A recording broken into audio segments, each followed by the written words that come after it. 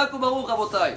3 Tevet, Hanouka Tamizbeach aujourd'hui, 8e jour de Hanouka, grande journée. Vous avez tous reçu les ségoulottes, que c'est même comparé à la Neila de Kippour et encore plus fort même.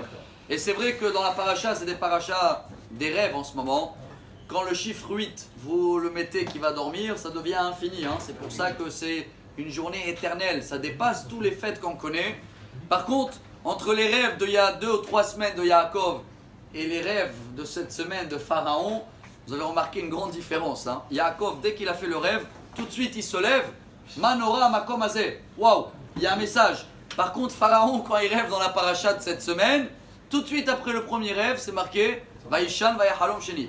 Il va se rendormir. Il y en a qui aiment tellement les rêves, ou tellement la vie, ils pensent qu'elle est belle comme de rêve, qu'ils dorment debout, ou qui veulent continuer à dormir. C'est pour ça que le message d'aujourd'hui est très fort, chers amis. Tout le monde connaît le grand débat entre Beth Shammai et Beth Hillel.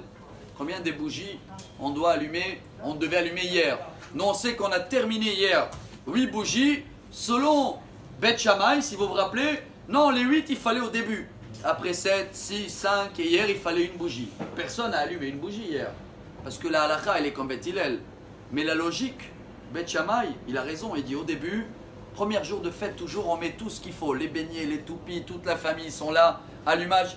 Et plus les journées passent, plus les sentiments, l'émotion, ils se dégradent, c'est normal, non? Oui, mais la halakha elle est comme Beth Hillel. Dans tous les autres fêtes, peut-être c'est normal, ou dans la vie, il y a les choses que plus on prend l'habitude, plus ça se dégrade. Mais cette paracha, c'est Yosef. Yosef veut dire en hébreu, rajouter. On est obligé de rajouter et d'arriver aujourd'hui aux journées au top. Alors, quel est le secret de garder cette lumière de tout le Hanouka d'aujourd'hui pour avoir enfin, ce qu'on dit en hébreu, miketz, cette lumière qui va nous aider toute l'année? La réponse, il a partagé le Rav Kook de Tibériade, un grand kabbaliste, Rav Dov Cohen Kook, qu'il a dit comme ça, j'ai trouvé le vaccin. Il ne parlait pas seulement par rapport au Covid, par rapport à tout. Et il a dit, je ne veux pas vous dire maintenant, chacun bien sûr, il voit avec ses médecins, ses rabbins, oui, non, on ne connaît pas. Mais il a dit, le meilleur vaccin, j'ai trouvé dans la paracha, avec Yosef, que ses frères, ils n'ont pas reconnu, vous allez bien lire tout ce qui s'est passé. Et il y a un moment où Yosef, il n'en peut plus presque, il voit tous ses frères assis devant. Et là, il a fait quelque chose qui s'est marqué dans la Torah, dans la paracha de cette semaine. Vaïtapak. Il s'est retenu. Et qu'est-ce qui marque le Targum? Rabbi Yonatan ben Uziel. Vaïtapak, Vaït Hassan. C'est quoi Hissoun en hébreu? Vaccin.